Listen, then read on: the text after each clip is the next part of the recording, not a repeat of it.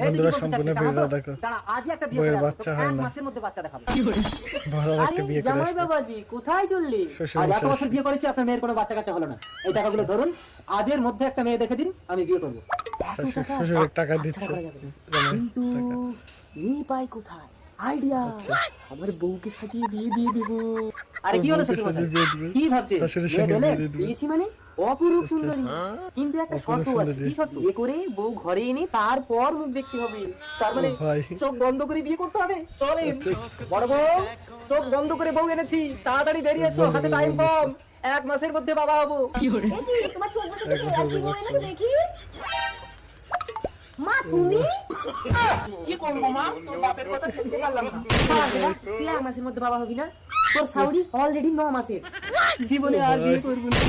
আর বেটা যা পাইছিস ওতেই সন্তুষ্ট হ। এই চলো।